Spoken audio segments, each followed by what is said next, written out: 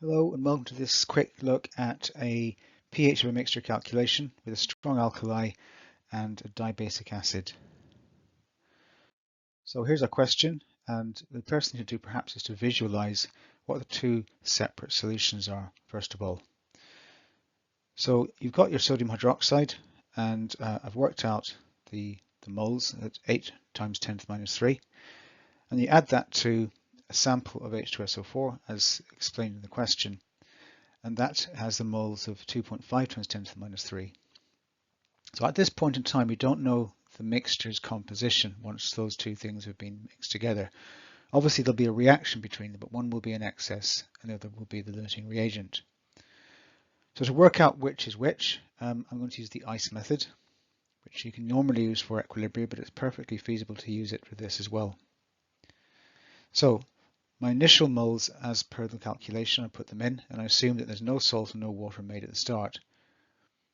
And then once the reaction takes place, notice that the number of moles subtracted from the NaOH is 5 times 10 to the minus 3. That's twice the 2.5 times 10 to the minus 3. The reason for this is the 2 to 1 mole ratio.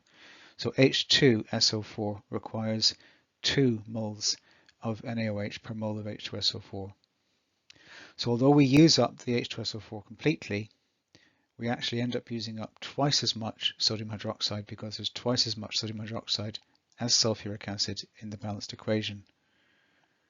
So looking at our equilibrium moles, or the moles at the end of the reaction, you can see that the only thing left behind is an alkali. So that will tell us the next stage is a Kw calculation.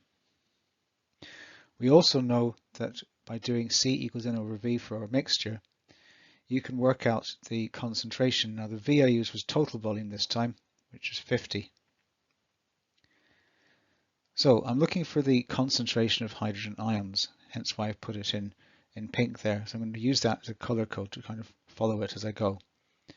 So you take Kw and you divide it by 0.06, which you've just worked out.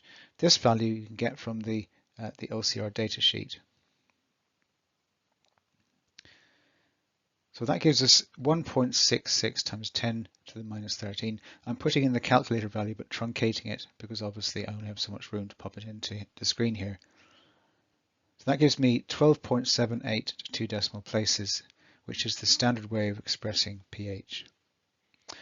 Okay, hopefully this was a useful look at this question. Thanks for listening as always. Until next time, see you soon.